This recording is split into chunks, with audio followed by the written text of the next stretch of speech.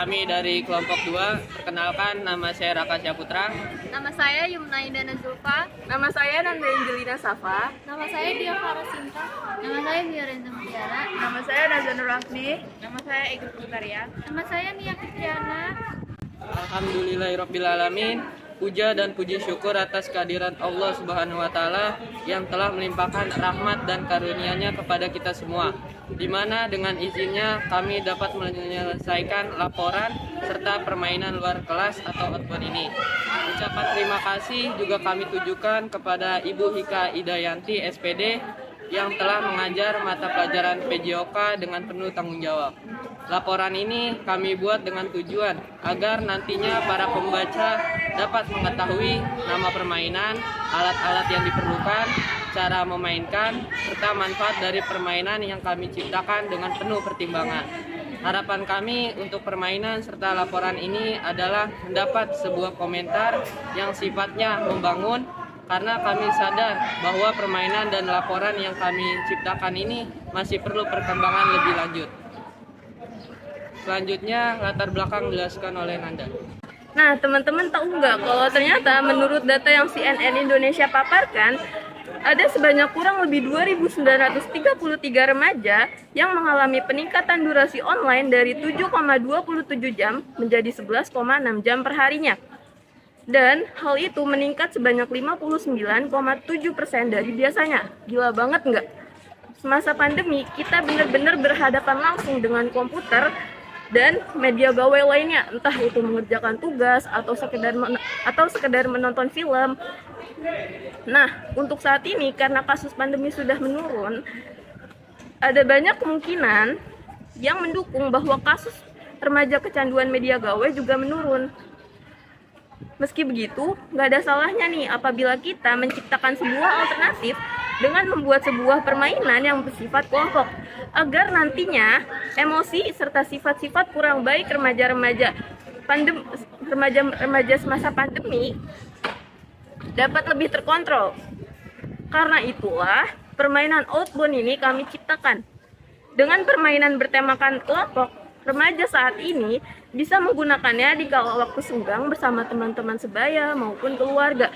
Bahkan yang bisa memainkan permainan ini juga bukan remaja-remaja aja loh, bisa juga orang dewasa maupun remaja dewasa lainnya.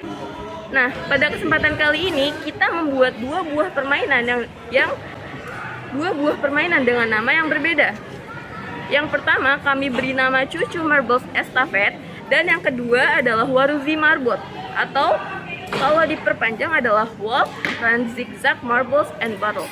Untuk selanjutnya akan dipaparkan oleh Nia Fitriana. Untuk Nia, saya persilakan. Nama permainan, kami telah berhasil menciptakan dua permainan outbound yang telah kami beri nama Cucu Marbles Estafet. Dua Waruzi Marbot. Adapun alat yang diperlukan untuk memainkan permainan ini adalah 1 kelereng, 2 sendok makan, 3 dasi pramuka. Alat yang diperlukan pada permainan Waruzi Marbot yaitu 1 kelereng, 2 sendok makan, 3 botol plastik. Dan lanjutkan oleh Yumna. Tata cara bermain. Permainan Cucu Marbles Estafet tentunya memiliki tata cara yang perlu diperhatikan. Yang pertama, setiap kelompok yang memainkan permainan ini beranggota minimal 3 orang. Pemain paling depan menghitung langkah yang akan dituju terlebih dahulu. Setelah pemain pertama kembali, seluruh anggota kelompok berdiri dengan mata tertutup. Pemain paling depan memulai langkah dengan mata tertutup. Setelah sampai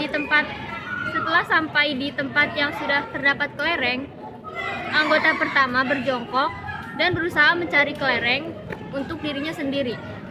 Jika kelereng sudah berhasil diambil, pemain diperbolehkan membuka penutup matanya untuk melakukan estafet kelereng. Permainan pertama menyiapkan 1 buah kelereng yang akan digunakan untuk estafet. Permainan pertama dimulai estafet dengan meletakkan kelereng yang berada di sendok miliknya ke sendok pemain setelahnya. Begitu seterusnya hingga permainan terakhir. Jika kelereng yang dimiliki kelompok terjatuh, maka kelompok diberikan kesempatan sebanyak 3 kali untuk melanjutkan. Apabila lebih dari jumlah yang diberikan, kelompok tersebut dikatakan telah gugur dari permainan. Permainan selesai apabila seluruh pemain sampai di garis finish. Kelompok dianggap menang apabila lebih dulu sampai di garis finish. Oke, selanjutnya akan dilanjutkan oleh Cinta.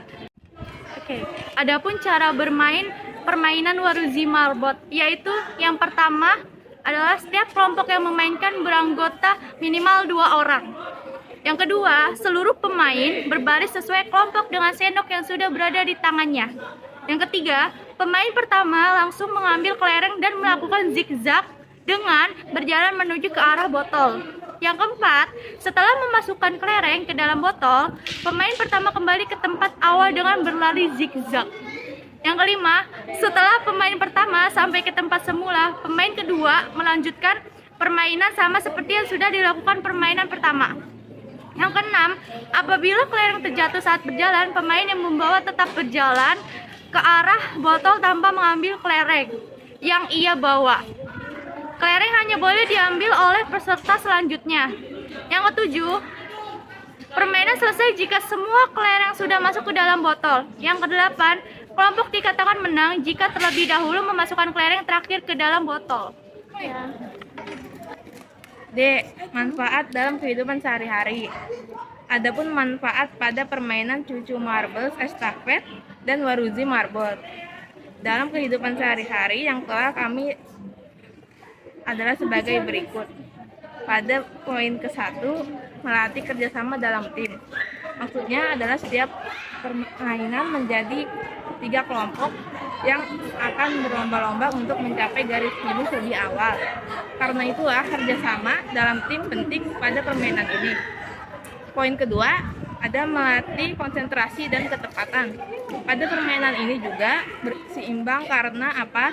Karena pada permainan Coco Marbles Estafet, setiap anggota perlu fokus untuk mengoper kelereng ke anggota lainnya agar bisa sampai ke garis finish. Lalu pada permainan Waruzi Marbot, setiap anggota juga membutuhkan konsentrasi pada kelereng yang akan dimasuki ke botol melalui sendok.